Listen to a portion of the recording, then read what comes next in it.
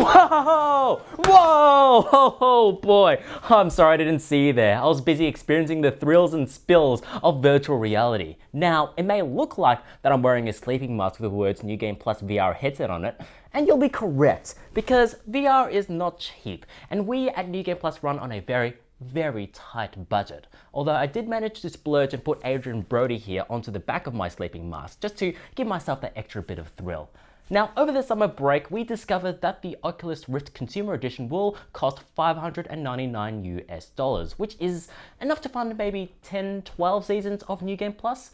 Throw into that the high-end PC required to run the Oculus Rift at its minimum specs, and you're talking Vasily's garden money here. And he doesn't come cheap. I heard he has like 5 life-size Venus flytraps as a security detail, and he insists on growing them all organically. It's not a cheap process. Now, I know it isn't easy to justify this sort of high cutting-edge expense, especially after the hodgepodge that was motion controls. You may recognize the PlayStation Move and the Xbox Kinect as those piles of dust currently sitting beneath your TV.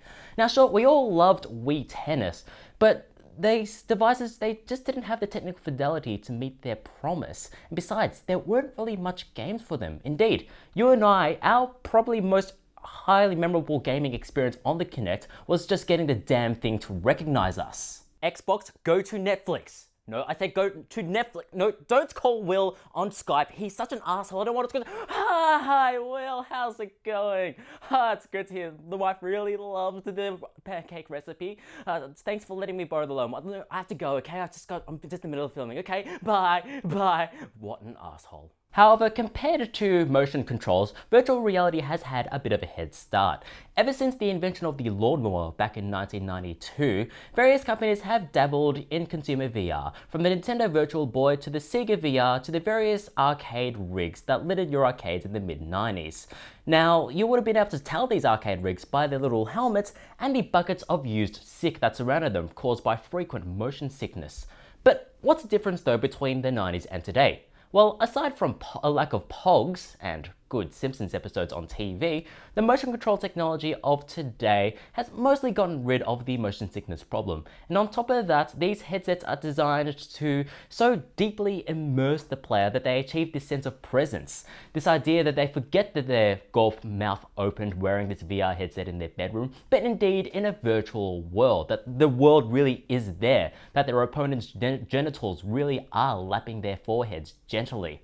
But what good is all this shiny technology if there are no games to play on it? Thankfully, developers have been playing with dev kits for a while now, and as a result, we're starting to see some really interesting experiments and experiences in VR. From daring space simulated combat, to thrilling roller coaster rides, claustrophobic horror games, to exciting roller coaster games, to absolute states of calm and tranquility, before the drop on your virtual roller coaster simulator.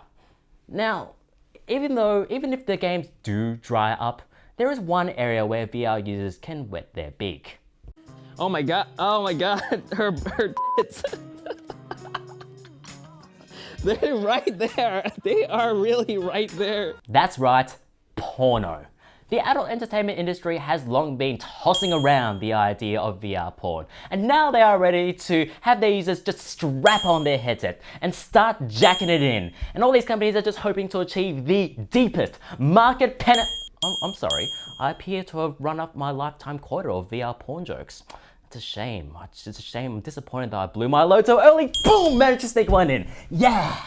Now, but despite all of this, it is still hard to recommend buying a VR headset at this stage. For one, we don't know what the HTC Vive or the PlayStation VR will be like compared to the Oculus Rift. And besides, it's not generally the best idea to buy technology, shiny new ones, especially on day one. Please ignore the Apple Watch that I'm currently wearing.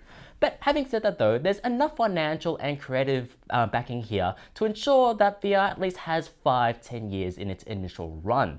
And as game developers begin to learn the language of VR gaming, I believe that there is the potential to have some truly unique and wonderful experiences in VR.